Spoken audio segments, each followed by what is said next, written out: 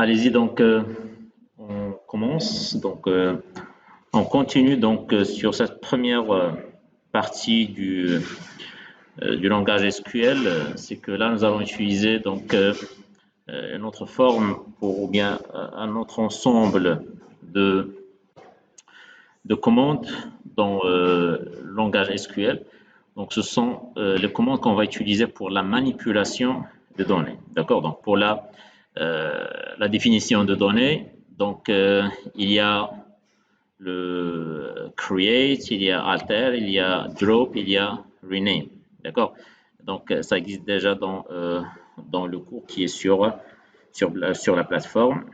Donc on va continuer maintenant donc sur une autre partie qui est la manipulation des données. Donc pour la manipulation des données, donc généralement on utilise les commandes insert, la commande delete et la commande update. D'accord?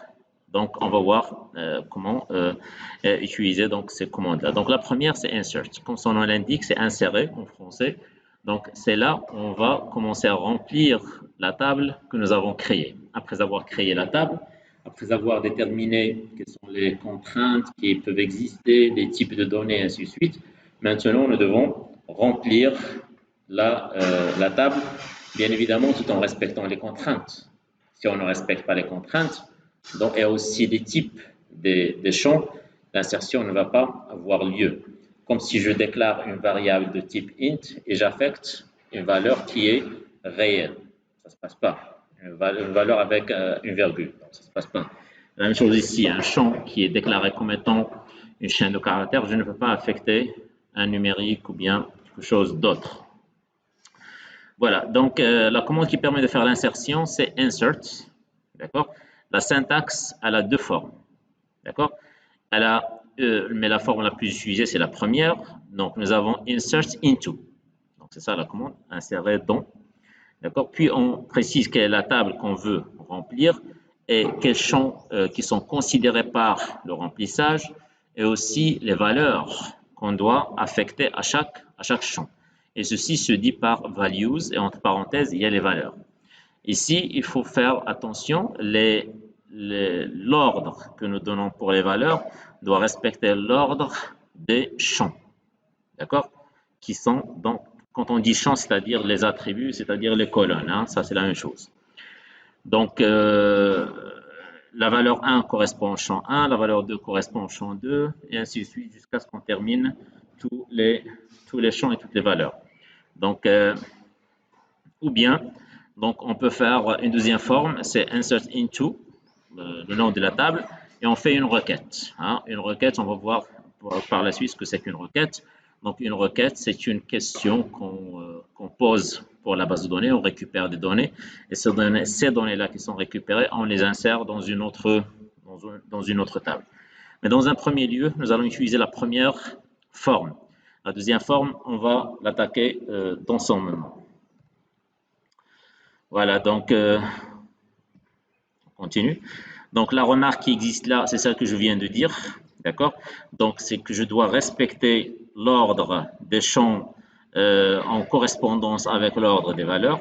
Et ici, dans la remarque, toujours, je dis que les champs ici, ce n'est pas toujours, il faut les préciser, d'accord?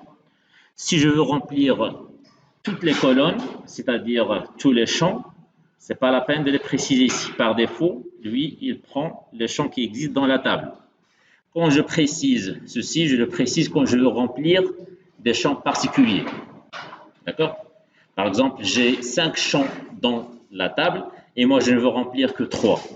Et bien évidemment, ces 3-là doivent être déclarés not nul. D'accord? Plutôt, les deux autres plutôt doivent être déclarés not nul parce qu'ils peuvent être is not nul, is not nul. D'accord? C'est-à-dire que les deux autres peuvent être nuls. D'accord? Donc ici, je peux dire que les premiers, il y a des contraintes, ça marche, mais pour les deuxièmes, il ne faut pas qu'il y ait not nul. D'accord? Il ne faut pas qu'il y ait not nul parce que not nul oblige l'insertion des éléments. D'accord? Donc c'est à ce moment-là que je précise les champs que je veux. Donc par exemple, supposons que j'ai déjà une table qui s'appelle client, qui a 1, 2, 3, 4, qui a 4 attributs. Le premier, c'est certainement le nom du client.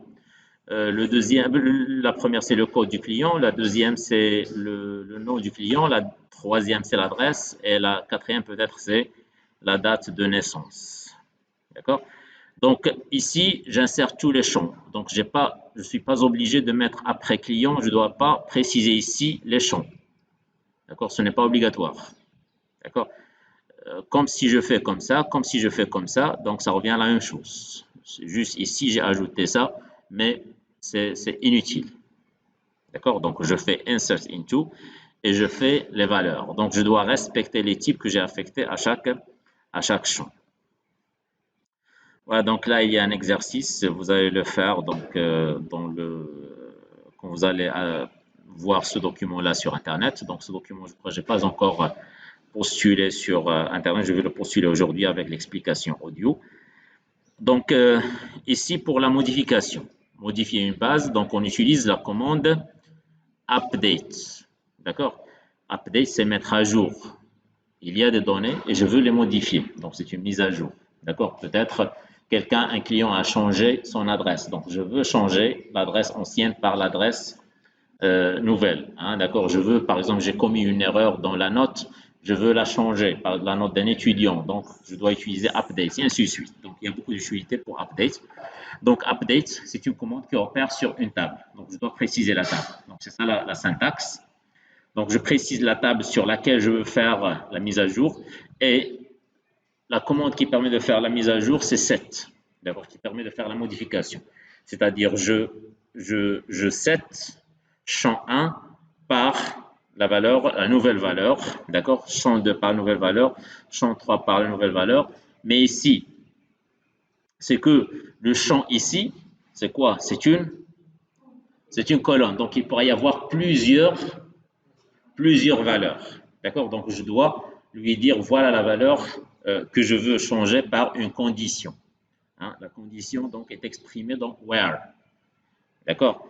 Peut-être, donc, généralement, la condition, comme nous avons dit, les clés primaires servent à quoi?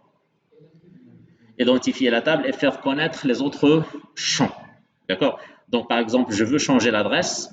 Donc, je vais dire changer l'adresse du client numéro 3. D'accord? Pour ne pas changer toutes les adresses. D'accord? Changer l'adresse du client numéro 3. Donc, je vais mettre update, client 7, adresse égale nouvelle adresse, where, code client égale 1, égale 3 plutôt. D'accord? Donc, le where, c'est lui qui permet de sélectionner vraiment la cellule que je veux modifier dans ma table. D'accord? Voilà, donc précise, voilà les enregistrements. Si la clause where est absente, toute la colonne sera changée. D'accord? Si je vais mettre l'adresse, par exemple, Marrakech, donc ça va être changé partout dans la colonne, comme si je fais le cas de default. D'accord? Dans l'insertion, dans la déclaration. Voilà, donc ici, par exemple, update, produit. Je veux changer le prix unitaire d'un produit, je mets 1000. Donc tous les produits auront 1000 comme prix unitaire parce que je n'ai pas précisé quel produit particulier. D'accord? Donc c'est pourquoi on dit ici, cette requête va modifier le prix unitaire de tous les produits de la table. D'accord? Par contre, ici, update, donc on ajoute une condition where code produit est égal à 19. Donc on précise le produit exact pour lequel on veut faire ce truc-là. Donc ça, ce sont des opérations qui sont très importantes, d'accord? Surtout quand vous allez faire votre PFE avec des applications comme ça, des applications web, quelque chose comme ça. Donc vous saurez toujours, parce que donc généralement quand on fait une application, par exemple ajouter, supprimer, modifier, donc il y a des requêtes parce que vous allez apprendre comment interagir avec une base de données, soit via PHP, soit via Java, soit donc les autres langages de programmation. Et bien évidemment, vous devez manipuler ces requêtes-là. Ce sont des requêtes, ce sont des commandes. C'est eux qu'on insère dans le code PHP, c'est eux qu'on insère dans le code Java, et ainsi de suite. Hein. Voilà.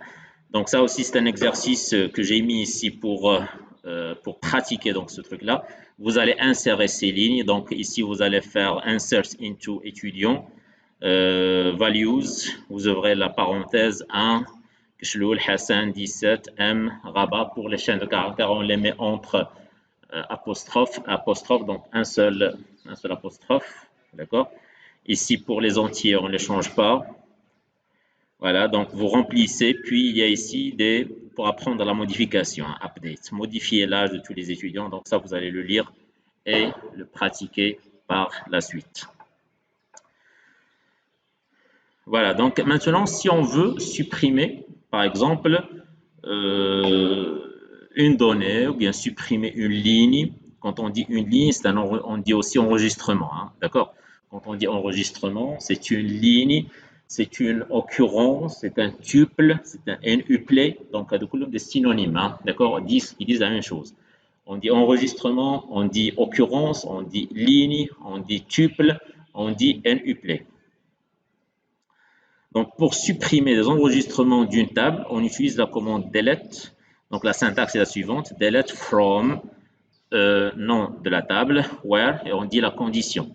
Si on ne met pas la condition, toutes les lignes seront disparues.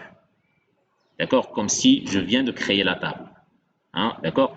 Mais si je veux supprimer une ligne particulière, donc je dois la préciser par une clé, comme nous avons fait pour update. D'accord? Et si je veux supprimer une donnée, par exemple, dans un enregistrement. J'ai un enregistrement, il y a plusieurs valeurs. Donc, par exemple, ici, je veux enlever ça.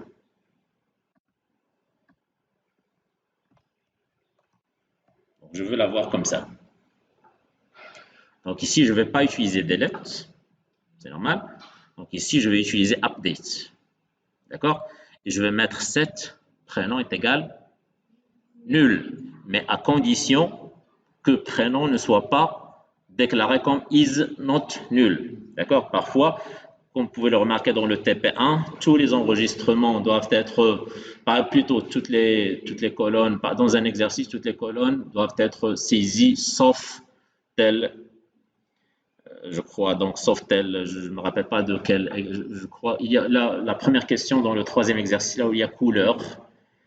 Donc, sauf la couleur qui doit être not nulle. Donc, les autres, je ne peux pas mettre ici is bien égal nul. Hein, d'accord? Bien is nul. Je ne peux pas. Donc, je dois toujours faire référence aux contraintes. D'accord?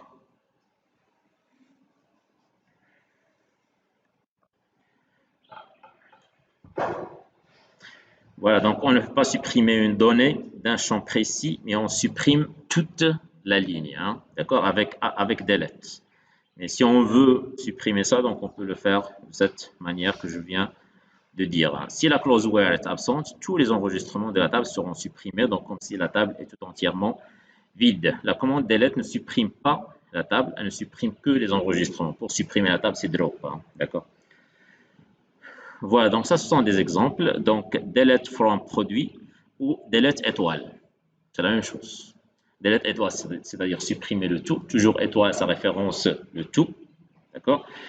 Je peux préciser le étoile comme je ne peux pas le préciser, donc c'est pareil. D'accord? Donc ça permet de supprimer toutes les lignes de la table produit parce qu'il n'y a pas de where. D'accord? Donc bien évidemment ici il y a un point virgule. Hein. Donc toujours on termine une commande SQL par un point virgule. Donc cette requête supprimable, voilà. Donc si on veut supprimer, donc voilà, donc c'est la même chose que nous avons dite tout à l'heure. Voilà, donc ici c'est aussi un autre exercice. Donc avant de commencer ce select, donc on peut faire une petite démonstration et voir les choses comment se passent.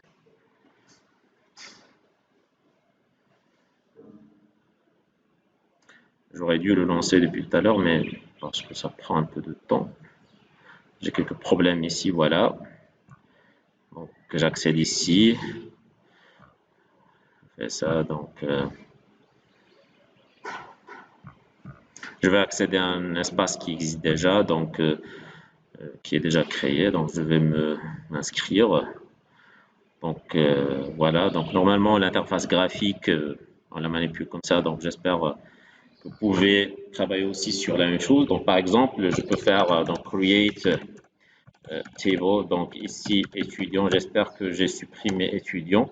Donc, ici, CNE, par exemple. Donc, c'est un int. Donc, soit je fais integer ou bien int, c'est la même chose. Hein. Int ou bien integer tout entier, c'est la même chose. Donc, je peux dire ici primary key, voilà. Donc, je peux dire non, donc ici char, donc ici, par exemple, 8. Donc, je reviens ici. Donc, je peux utiliser même, voilà, donc le nom, prénom. Donc, je peux utiliser ça. Le nom, ici, donc j'ai prénom. Donc, aussi char 8. Puis ici, j'ai l'autre qui est, je crois, âge, puis il y a sexe. Âge, donc c'est int. Sexe, donc ici c'est un char. Donc l'autre c'est ville, voilà. Ville, donc c'est un char de, par exemple, 10. Donc je fais comme ça. J'exécute. Voilà, donc ça existe déjà. Donc drop table, pardon, étudiant.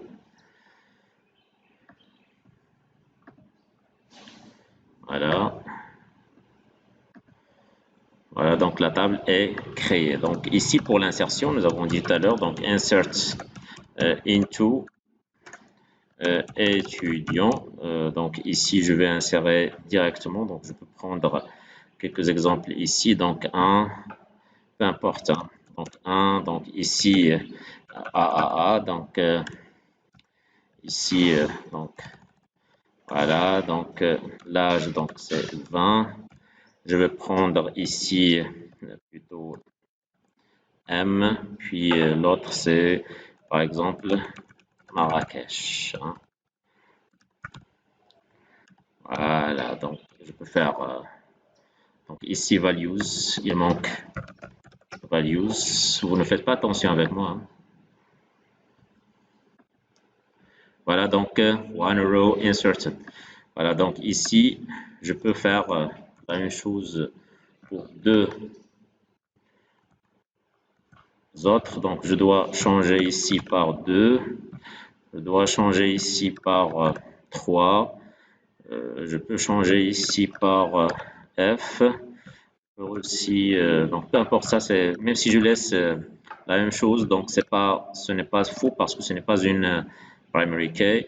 Donc je peux laisser les choses comme ça. L'essentiel c'est le code national qui a été défini comme étant primary key, c'est lui qui doit être unique. Hein. Voilà, donc j'insère l'autre. Voilà. Donc, si je veux visualiser ma table, donc ceci, donc c'est ce que je veux commencer ici dans la commande select, mais quand même, donc on va le pratiquer maintenant pour voir. Donc, je fais, est-ce que les choses, donc select to, donc étoile, from, donc j'utilise select, c'est la commande qui permet de sélectionner, de récupérer. Donc, étoile, c'est-à-dire le tout. Donc, je récupère le tout à partir de la table étudiant. Donc, je fais comme ça. Voilà, donc run, voilà. Vous voyez, donc voilà ma table. Il y a la colonne CNE, il y a le nom, le prénom, et ainsi de suite. D'accord? Donc par exemple, je veux, tout à l'heure, la première commande que nous avons vue, c'est quoi? C'est update. Donc update étudiant. Par exemple, donc update étudiant, donc 7. Donc, je vais prendre peut-être changer ville. Donc, je vais donner donc Rabat, voilà. Where, par exemple, CNE est égal à 2. D'accord? Donc, je peux faire, voilà, one row updated. Donc, je peux resélectionner pour voir. le truc. Donc voilà, c'est rabat. Donc supposons maintenant que j'ai pas donc ce truc-là. Donc je vais exécuter une deuxième fois. Donc 3 rows updated. Donc les 3 colonnes. Maintenant, c'est parce que toute la table sera avec la ville rabat. Voilà. Voilà, donc pour l'autre, c'est delete. D'accord? Par exemple, je peux delete ici from étudiant. Ça se commande, qu'est-ce qu'elle va faire? Voilà, tu vois, d'accord? Donc, je peux faire comme ça, voilà, 3 rows deleted. D'accord? Donc, je vais remplir une deuxième fois.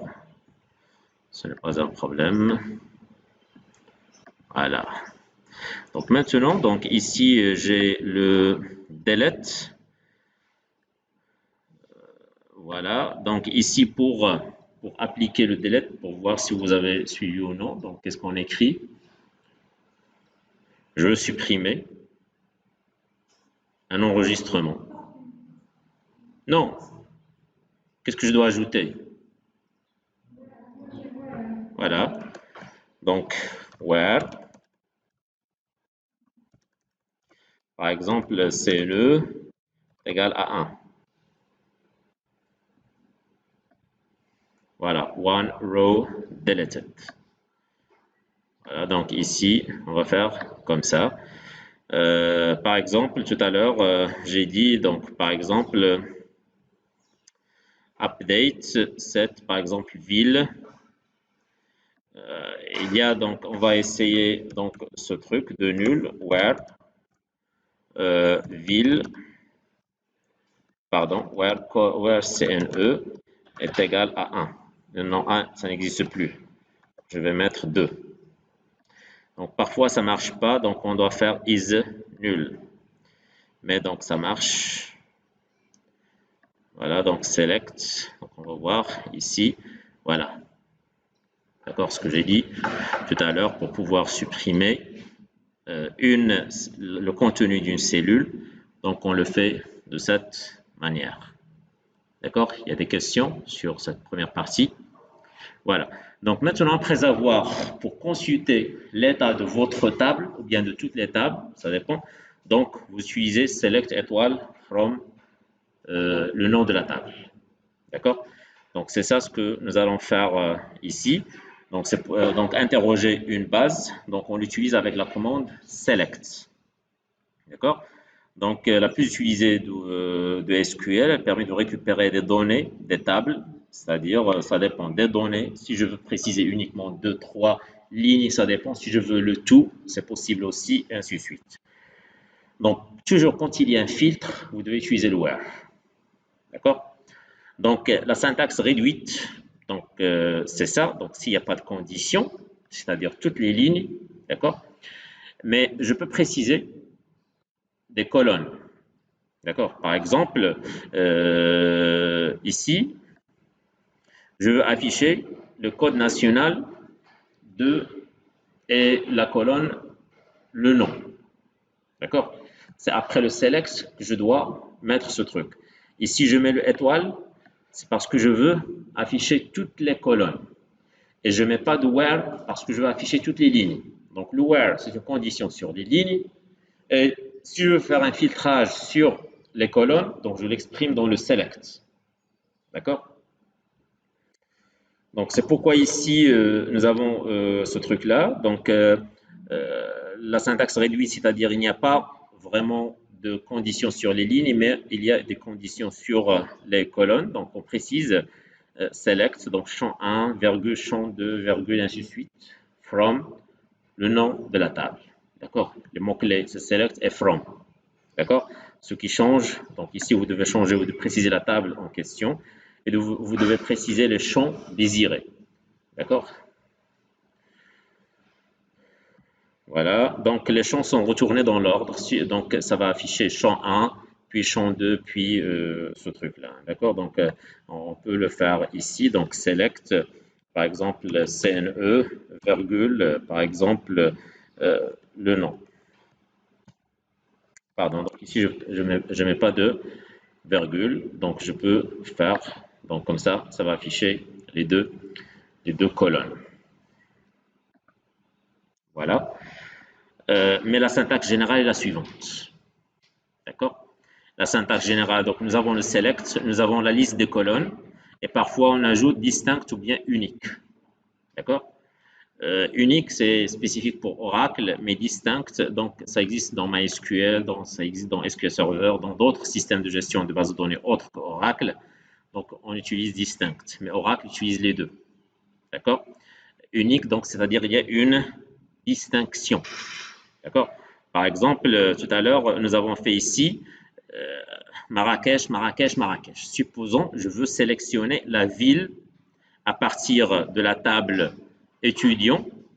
D'accord? Il va m'afficher 3 lignes. Marrakech, Marrakech, Marrakech. C'est la même valeur.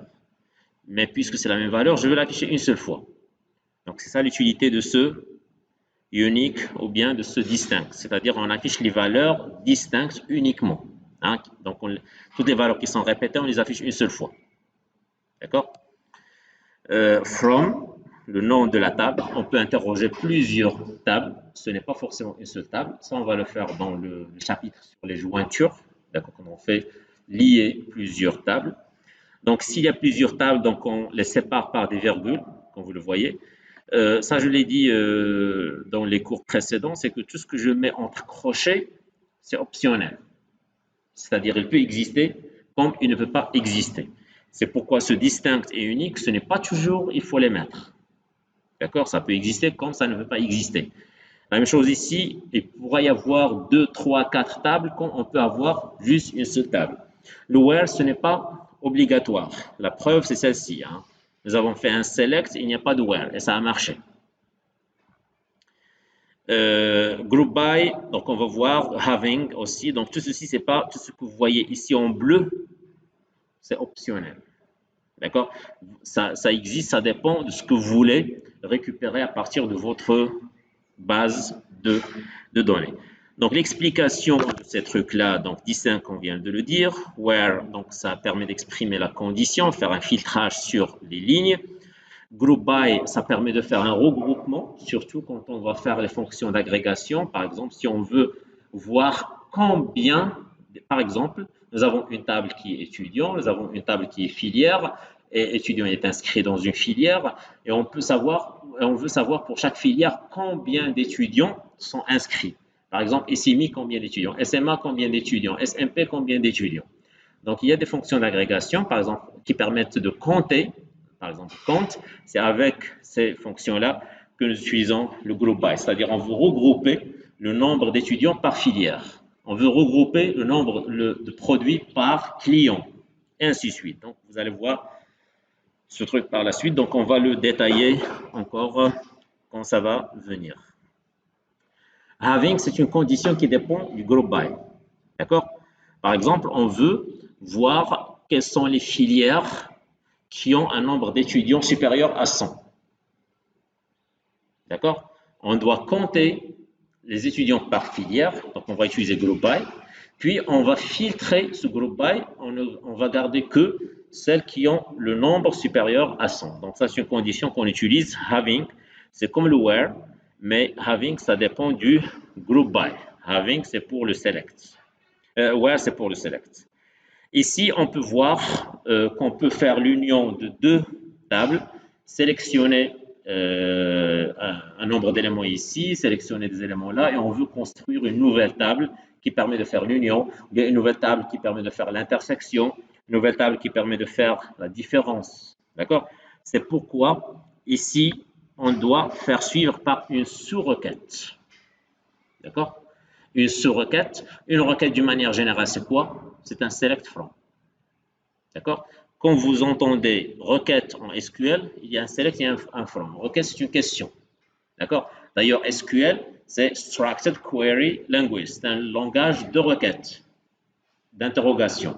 D'accord? Query, interrogation, structuré, donc Structured Language. Donc, il permet de faire des requêtes, de demander des requêtes, et la base de données répond.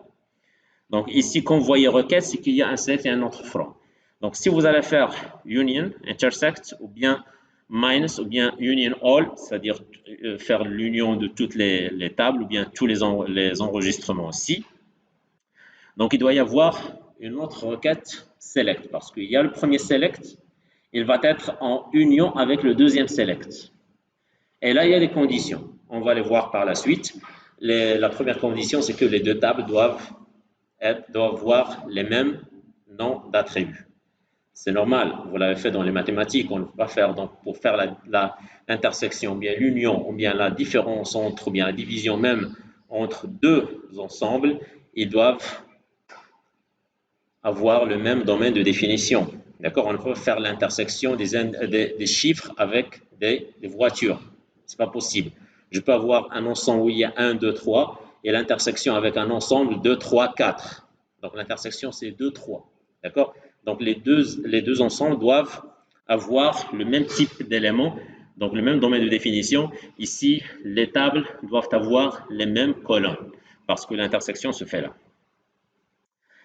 On peut ajouter un order by. Order, c'est quand on veut faire un filtrage, soit croissant, soit décroissant. Supposons j'ai une table pour les étudiants, il y a une colonne où il y a la moyenne et je veux faire le classement des étudiants. D'accord? Je veux les sélectionner par classement croissant. D'accord? Donc je vais mettre select not from étudiant where bien directement order by not ASC. ASC, c'est ascendant. DSC, c'est descendant. Pour l'ordre croissant, on met ASC. Donc, order by, le nom de la colonne ASC. Le order by, le nom de la colonne DSC. Par défaut, c'est ASC. Si vous faites uniquement order by, le nom de la colonne point virgule, c'est ordre croissant. Mais l'ordre décroissant, il faut le préciser. D'accord? Voilà, donc ça, ce sont des exemples. Donc, ça, c'est trivial. Il y a encore un exercice. Voilà.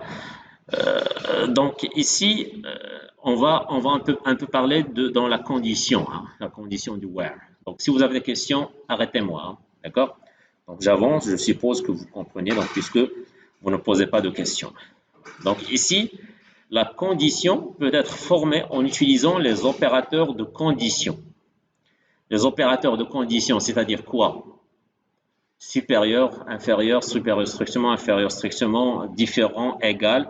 Donc, ce sont les opérateurs de condition. Les opérateurs de logique, and, or, donc pour faire le et de deux expressions, ou bien le ou bien même la négation, not. Il y a aussi la clause in. D'accord? La clause in, c'est pour tester l'appartenance. Par exemple, nous avons une requête qui permet de retourner un élément et on veut une autre requête qui permet de retourner plusieurs éléments. Et on veut tester l'appartenance de l'élément retourné par la première requête dans les éléments qui sont retournés par la deuxième requête. Donc, on doit utiliser le in. Si on veut faire le test d'égalité, on veut faire égal au lieu du in. Il y a between pour tester l'appartenance. Donc, il doit y avoir deux bornes. Like, c'est pour faire la ressemblance, c'est-à-dire entre, par exemple, on veut les étudiants dont le nom commence par B. D'accord? Commence par B, donc on utilise la commande like. On va voir comment l'utiliser. Et group by, je viens de l'expliquer. Les opérateurs de condition, les voilà. L'opérateur logique, nous avons AND, donc on peut exprimer deux expressions dans le where en utilisant le AND. Par exemple, ici, select étoile from client, where nom est égal à Dupont et la ville, c'est Paris. Donc, cette requête permet de rendre tous les clients dont le nom est Dupont et qui habitent Paris. Dupont et qui habite une autre ville, donc ne sera pas affiché. Or, donc une des deux conditions doit être vérifiée et la requête sera exécutée. D'accord? On peut combiner les deux, d'accord? And et or. D'accord? On veut retourner les noms des clients qui s'appellent Dupont et qui habitent soit Paris, soit Toulouse, peu importe. Donc, on va les afficher. In, voilà, donc ça permet de faire tester l'appartenance. Hein. Par exemple, ici, je veux tous les clients dans la ville et Paris ou bien Toulouse. Donc ici, c'est une appartenance et ici, donc on fait un ensemble d'éléments, plusieurs éléments. Voilà, donc ou bien donc s'il y a un intervalle, plusieurs valeurs, d'accord, possibles, donc on utilise between, donc entre 17 et 20, donc il y a plusieurs, donc sauf si celui-là est un int, donc il y a donc 4 éléments, d'accord? Si c'est un réel, donc il y a une infinité d'éléments, d'accord? Voilà, like, comme j'ai dit tout à l'heure, donc par exemple ici, tous les noms qui commencent par S, le reste peu importe. Le reste du nom, les autres caractères, peu importe. Donc c'est pourquoi on fait ici étoile.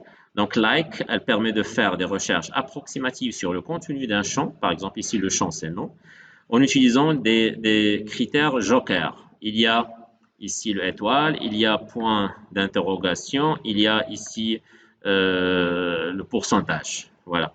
Donc ici le symbole étoile remplace un ensemble de caractères. Alors ici ne remplace qu'un seul caractère. D'accord? Par exemple ici, je veux par exemple par exemple ici, on peut utiliser soit Dupont et Dupont ou bien Dupont point d'interrogation, c'est-à-dire il n'y a rien après Dupont. D'accord? Si on veut par exemple une chaîne de caractères où dans le milieu, d'accord, il y a le S par exemple. D'accord? Dans le milieu, c'est-à-dire le même nombre d'éléments ici, le même nombre d'éléments là, donc on utilise le pourcentage. D'accord? Si on veut, ça existe, ce n'est pas dans le début, ce n'est pas dans la fin, donc on met étoile, étoile. Mais toujours avec like. Hein. Voilà, donc group by, comme je l'ai dit tout à l'heure, donc il y a les fonctions d'agrégation. Donc par exemple, count, AVG, somme, max, min. Donc ceci, nous allons le voir dans un chapitre particulier. Hein, d'accord? Donc tout ceci s'utilise avec le select. S'il y a donc voilà, donc ici group by, donc on utilise ce truc-là. Et having, comme j'ai dit tout à l'heure, donc c'est une condition qui dépend du group by. C'est après le regroupement, on fait des conditions sur ce regroupement-là. D'accord? Order by, d'accord? Donc pour trier le résultat d'une requête, on peut utiliser la clause order by qui fait le tri, soit par ordre croissant ou bien par ordre décroissant. Donc ici, select, voilà, order by. Donc ici, c'est l'ordre décroissant, c'est-à-dire le nom et le prénom seront par ordre décroissant. Donc ici, j'ai nom et prénom. Donc la priorité, c'est pour le nom. Et quand j'ai deux noms qui sont égaux, je trie les prénoms. D'accord? Si j'ai deux noms, par exemple, Alami Ahmed et Alami Mohamed. Donc, je vais afficher Alami Mohamed puis Alami Ahmed parce que j'ai ici descendant. Parce que M, c'est après. Donc, je vais afficher donc ce truc-là. Voilà, donc les fonctions d'agrégation, comme j'ai dit tout à l'heure. Donc, on va les voir dans un autre chapitre. Donc, somme, AVG, max, min et compte. Donc, mais elles opèrent toujours sur des colonnes qui sont de type numérique, jamais sur des chaînes de caractères. Hein. Sauf compte. Compte, ça peut, parce qu'il permet de compter combien d'éléments il existe. Voilà, comme j'ai dit tout à l'heure, donc l'union, les opérations ensemblistes. Donc l'union, donc ici je fais select, non client, from client, janvier, union, select non client, from client mars. Comme j'ai dit tout à l'heure, donc il y a deux requêtes. Requête select ici, requête select là, mais ils doivent avoir les mêmes champs. Vous voyez? Donc je ne peux pas faire l'union entre, par exemple, ici select non client et ici select adresse client. Ça, c'est pas possible. D'accord? Donc il faut avoir, et si les deux tables, si je veux interroger deux tables qui ont les mêmes attributs, alors ce n'est pas la peine de préciser les trucs ici. Je peux mettre select étoile. Voilà, donc l'union se fait sur des résultats de même structure. La structure d'une table, je l'ai dit le matin, donc c'est le nom des attributs. Ils doivent avoir les mêmes types aussi, et aussi les contraintes. D'accord?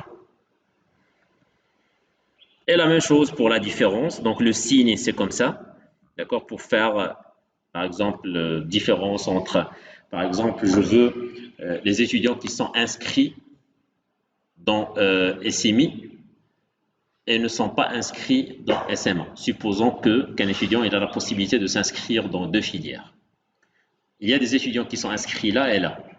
Il y a des étudiants qui sont uniquement inscrits dans SMI. D'accord? Donc je fais la différence entre les deux. Le moins. Donc le produit cartésien, c'est comme dans la théorie des ensembles. Hein. C'est pourquoi ça, je l'ai dit dans la première séance quand j'expliquais ce truc-là. Donc le produit cartésien, si j'ai par exemple une table où il y a deux colonnes A1 et A2 et l'autre table B qui a B1 et B2. Donc le produit cartésien, qu'est-ce qu'il va donner? Oublions ça. C'est ce qu'on veut apprendre. Prenons ce que vous avez fait dans le collège, la théorie des ensembles. J'ai un ensemble où il y a 1, 2, 3 et un ensemble où il y a A, B, C. Le produit cartésien des deux ensembles, qu'est-ce qu'il va donner?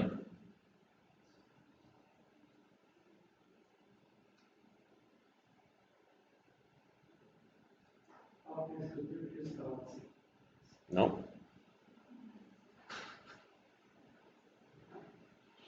Déjà une très oui. Supposons maintenant j'ai l'ensemble A, il y a 1, il y a 2, il y a 3. L'ensemble B, il y a A, il y a B, il y a C. Donc le produit cartésien entre les deux, c'est un ensemble C.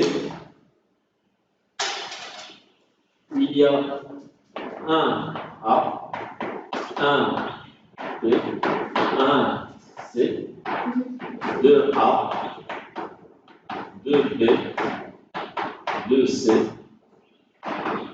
3A, 3B, 3C. Donc le produit cartésien donne toutes les combinaisons possibles entre les éléments de A avec les éléments de B. Toutes les combinaisons possibles. C'est la même chose. Supposons j'ai une table qui est par exemple ici une table A. J'ai ici, voilà donc ici par exemple, bien je peux pour simplifier, donc si je veux faire R1, je vais faire ici A, je vais faire ici B, je vais faire ici C. Donc il y a des lignes. Et j'ai R2. Je peux me contenter uniquement de ça. Donc ici, j'ai... voilà, je peux laisser ça. Donc P, E. Et j'ai ça. D'accord? Donc R1, produit cartésien R2. Donc ça va donner une table, ce que nous avons là. D'accord? Les colonnes de la table résultat, ce sont les colonnes de la première table concaténées aux colonnes de la deuxième table. Donc ici, je vais avoir 5 concaténées. Hein, donc je ne fais aucun changement. B, C, D, E.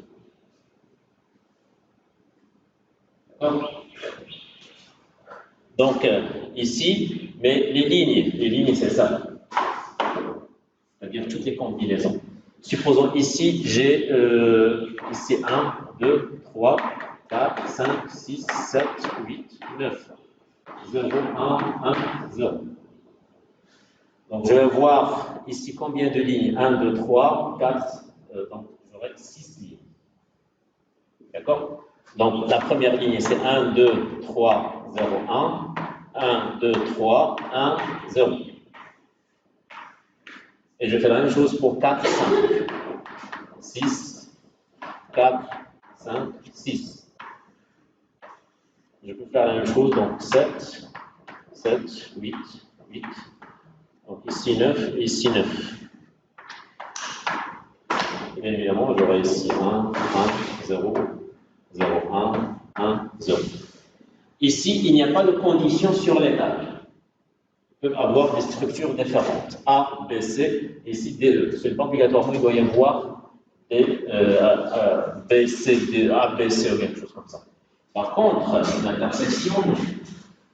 l'intersection, je dois avoir les mêmes. Par exemple, je dois avoir comme ça.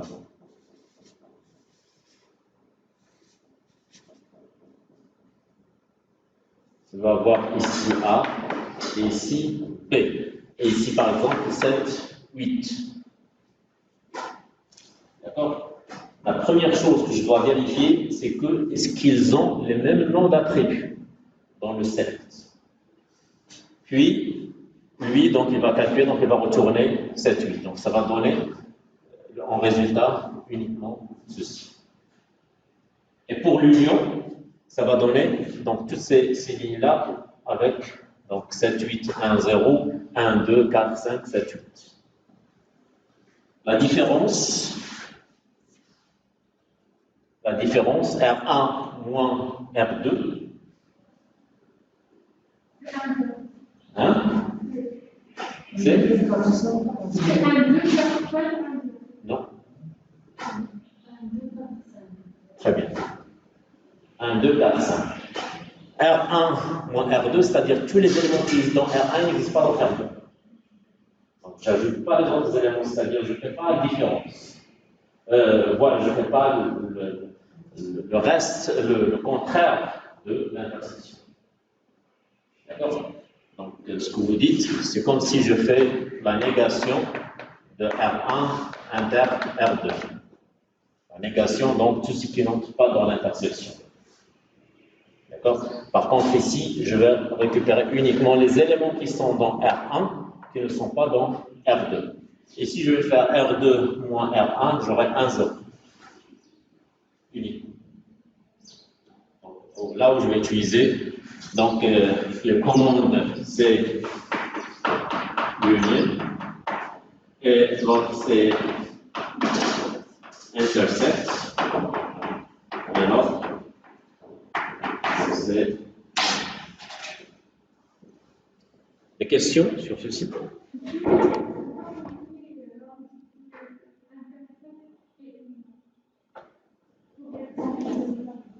Oui, l'intersection, c'est quoi? D'une manière générale, l'intersection. Voilà, qui sont dans A, qui sont dans B. Donc la même chose ici, l'intersection entre deux tables, c'est-à-dire les lignes qui existent dans la table R1 et qui existent dans la table R2. Quelle est la ligne qui existe ici et là? C'est 7, 8.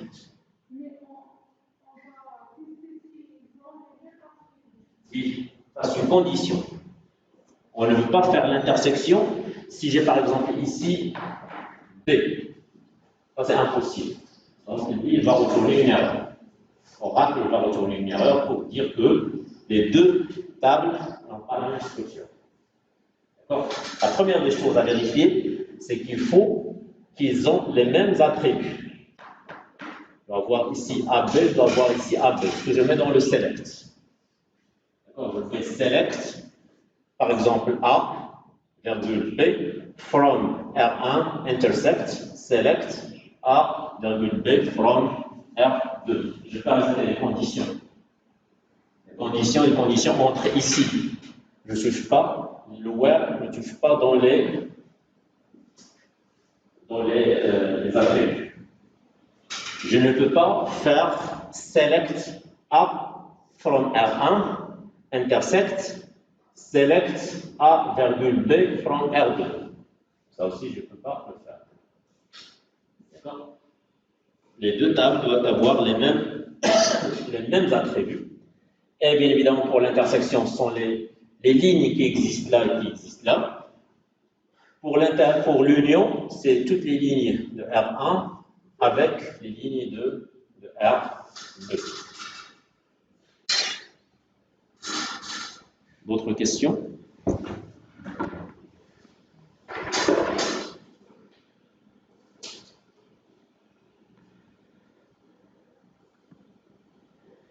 Voilà, donc il y a un exercice ici pour un exercice qui permet d'appliquer donc tout ce truc-là. Donc il y en a donc toutes ces combien de données il faut sélectionner. Vous allez appliquer les select avec les différentes formes. Hein. Donc ce cours-là donc sera mis à votre disposition dans la plateforme. Voilà, donc est-ce que vous avez des questions? Est-ce que vous voulez qu'on fasse des simulations? Est-ce que vous avez déjà des questions sur le TP du matin?